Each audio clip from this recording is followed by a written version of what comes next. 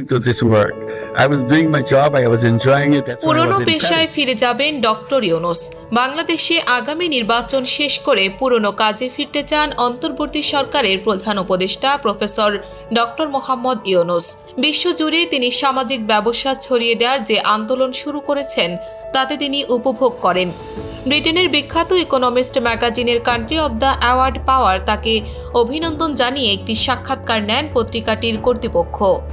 সংক্ষিপ্ত এই সাক্ষাৎকারে শান্তিতে নোবেলজয়ী এই বাংলাদেশি দেশে এবছর ছাত্রদের নেতৃত্বে গণ অভ্যুত্থানের ভূয়সী প্রশংসা করেন। বলেন, এই তরুণ সমাজ একটি নতুন বাংলাদেশ গড়তে চায়। These are very enthusiastic young people. They are very neutral.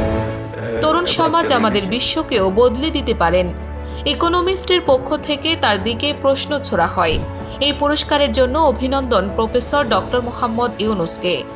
Doctor ইউনূসের কাছে এই পর্যায়ে জানতে চাওয়া হয়, আপনি যে কাজ করেন তার চেয়ে পুরো ভিন্ন একটি অবস্থানে অর্থাৎ সমঝোতার স্থানে নিয়ে আনা হয়েছে।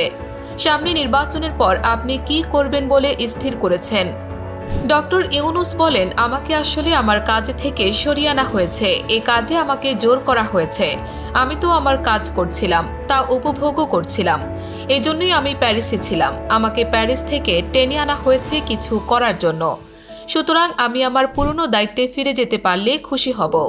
যে কাজ আমি করেছি, আমার সারা জীবন এটা উপভোগ করেছি। তরুণ সমাজ এই কাজকে ভালোবাসেন। ফলে আমি আমার টিমের কাছে ফিরে যাব এবং সারা বিশ্বে এই কাজে ছড়িয়ে দেওয়ার চেষ্টা করেছি, করব। দিগদিগন্ত ডেস্ক।